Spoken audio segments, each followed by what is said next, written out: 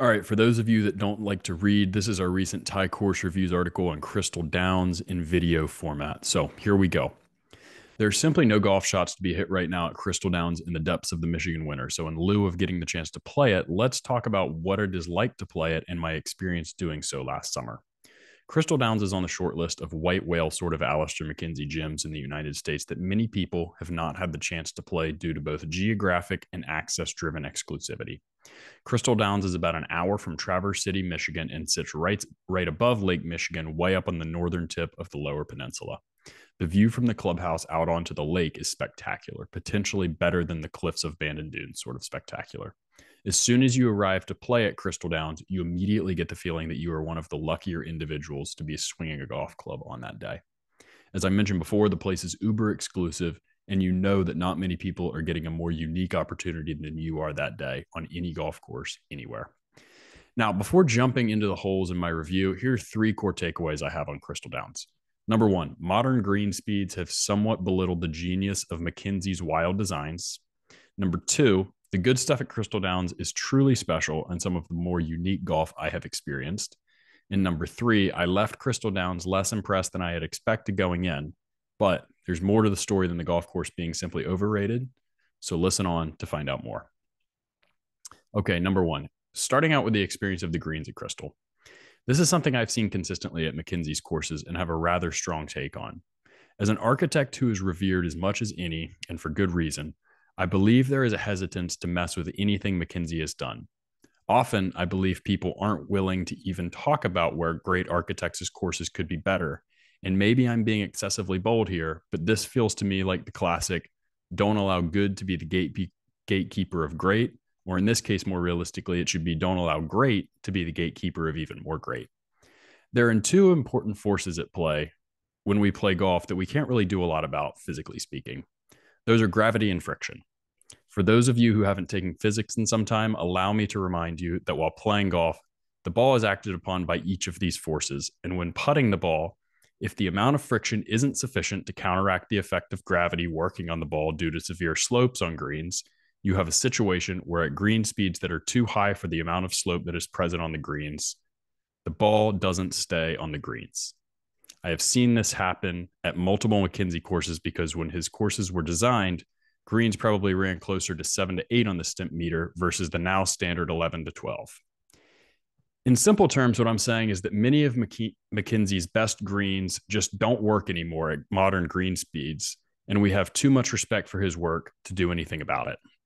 Personally, I believe the worst thing we can do if we have so much respect for him, as we should, is do nothing about it. It pains me to hear people say this green is stupid or unfair. It may be outdated or out of line with modern conditioning, but is far from stupid or unfair. To me, the ultimate form of respect for McKenzie's work should be to do everything possible to allow it to be as applicable to the modern game as possible so we can still experience the genius of it. I don't think green speeds are the thing that we are willing to compromise on, so perhaps making slight edits to the green to make the areas that don't quite work for today's game work properly. Let's look at three case studies below. First and foremost, a course that everybody knows, Augusta National. For obvious reasons, Augusta cannot have balls rolling off greens, and therefore they have tackled McKenzie greens in exactly the way I believe they should be tackled. Don't mess with the massive slopes in the greens and take away their bones. Rather, make more clearly delineated parts of the greens that are flat so the ball has places to come to rest. Think about the 9th and 18th greens. They still have massive amounts of slope, but there are pockets in the front and back of the greens that are flat enough to allow shots to stay in the right pockets with the greens running in excess of 13 on the stimp meter. Number two, Cypress Point Club. Cypress has both forces working on it. Holes like 8 and 5 have had minor work done to them so that there are spots for the ball to sit still where it should, even at high green speeds. Holes like 1, 4, 9, and 18 have not. And I've seen days where those important forces of gravity and friction, as we discussed, get the better of the greens when they're running too fast and the ball truly will not stay on the green. Where we get into trouble is when you have massive slopes that never flatten at any point. Long, gradual grades in excess of 2% or so are the death wish when greens get too fast. Number three, Pasatiempo. Similar to Cypress, Pasatiempo has a number of holes where there was too much greater than 2% gradient green that never flattened. Fortunately, the course is in the final stages of a renovation to work on exactly that. For my money, this will easily catapult Pasatiempo into the top 25 of the country, and it will still probably be underrated. Like I said before, to me, this is the ultimate form of respect for Mackenzie. Allow his stuff to still play great for modern conditions rather than play as antiquated. Okay, point number 2. Now that I've been very upfront about where I think Crystal Downs could be better, let me explain the things that I loved about the course. I have already made mention of the setting. It is surreal. Crystal Downs is one of those courses where the setting just makes sense. You feel like you're in a remote part of Michigan without a shade of doubt. And that sense of place to me is one of the key differentiating factors when we start talking about the courses that people truly go mad for. Taking the architecture and conditioning away, why do you think people enjoy golf in Scotland so much? It's that tradition and clarity that you feel when a course has a supreme sense of place that is hard to describe, but just makes a day of golf feel right. Crystal Downs has this. The second thing that is important to discuss is the fact that all the things I mentioned in my first point about the greens being a lot for the speeds of them comes from a place of there being a number of insanely cool greens and holes. The first stretch that comes to mind for me is the middle of the front 9. 5, 6, 7, and 8 is a sickeningly good stretch of golf. 8 green isn't quite as exciting as the others, but the one before it is truly one of the coolest greens I've ever seen. The 5th is one of the more interesting holes tee to green I have played. A large tree to the right side of the hole, the 3 sisters bunkers that can be seen in the middle of the fairway, and the massive ridge that can perhaps obscure your view into the green all make you think long and hard about the correct play off the tee. Endless options and decisions to be made at the 5th, which is all you can ask for. My least favorite thing in golf is when the decision on what to do has clearly been made for you. Dr. Mackenzie didn't leave even a hint at Crystal Downs' 5th. 6 is another tantalizing tee ball where the green and hole shape are in clear sight, but the exact play is somewhat less clear. Cheat the interior of the dogleg, mess with the tree, play safe and up the left, all are options, and depending on the player and conditions, the decision will vary. The green is the course's largest and is a sort of double punch bowl. While it presents beautifully, this one suffers perhaps as much as any on the course from having too much gradual slope for the speed the greens run these days.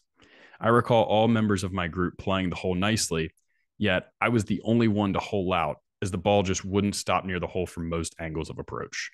Sharpening of the key slopes and flattening of the gradual ones would do wonders for this green. The seventh boomerang-shaped green has a massive slope at its midpoint that allows you to play over 40 feet of break, perhaps, and use the contour to putt around the bunker that it wraps around, even if there is sand between you and the hole. Just brilliant. I struggle to say exactly if this is a top 10 green I have ever played, but it is no doubt a top 10 most unique green I have ever played. 8 just flat out works. It will generally be a 3-shot par 5, given the amount of contour in the fairway and the massive slope leading up to the small green. Even if the green is within range, it is hard to get a lie that allows you to take a cut at a 3-wood or a long iron, especially with the small size of the green. I've never loved 3-shot par 5s, but if you're going to have one, a smaller green is the way to go, in my opinion, because it forces sound decision making on the second shot, and this is exactly what Mackenzie did with Crystal Downs' 8th. The second stretch of holes at Crystal that I found to be just all world is the 14th through the 16th. While the beginning of the back 9 left me longing for more, the middle of it was just top class golf. I loved every shot on this 3-hole stretch and will try to articulate below the reason for that. The 14th hole gave me the feeling that I was at Pine Valley, maybe somewhere in the heathlands of the UK or the Netherlands. A feeling of seclusion and tranquility greet you at the short par 3 14th, which houses the course's smallest putting surface. The infinity view of the green over the heather that covers the entire landscape you hit over creates an optical illusion on this hole that is more than sufficient to make the shot feel like it needs to be much more exacting than it actually does. I absolutely love subtle forms of challenging a golfer, and this is a great example of that. The 15th, a near drivable par 4 with a green that is perfectly matched to a short par 4 with a rumpled fairway.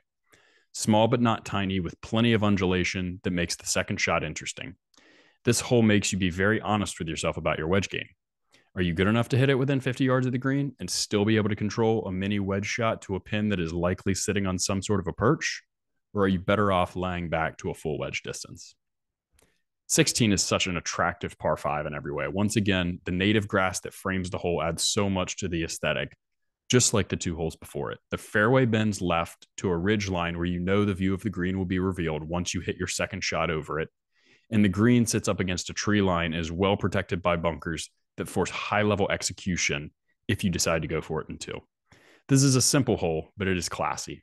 The 3, 4, 5 stretch of holes, 14 through 16, make for one of my favorite 3-hole stretches anywhere, as the feelings of remote Michigan are perhaps best felt on this stretch of the golf course. Okay, point number 3. Finally, let's cover the core reasons I did not leave Crystal Downs quite as jacked up about it as I expected to be. First and foremost, my expectations for Crystal Downs were sky high.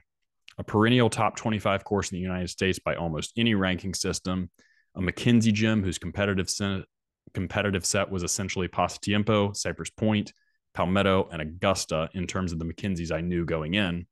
And finally, a course that people speak of in our often all too excessive golf talk of being like a visit to a Mecca. I really thought it was going to be one of those days that just hits you completely differently and makes you think you won't have another experience on a golf course that good for a very long time. But unfortunately, that just wasn't quite my reaction. I do believe so much of my feelings of disappointment come from a place of what if, which is to say, I struggle to look at a course like Crystal or any for that matter and not think about what it could be if things were really dialed in versus where it is currently at.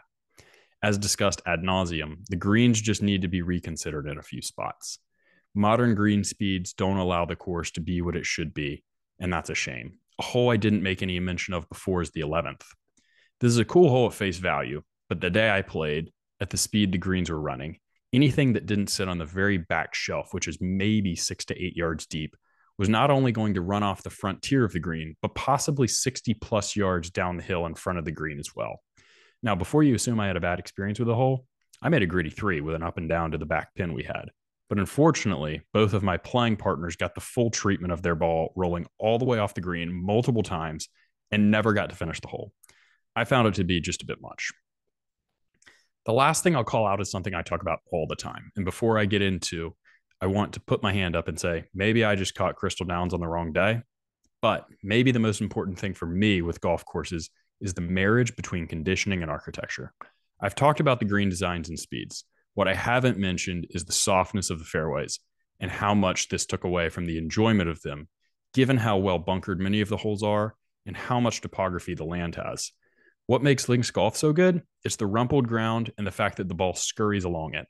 Crystal Downs has tons of interesting land movement throughout its fairways, but unfortunately, the ground just presents too softly for this land to really play as fun as it should.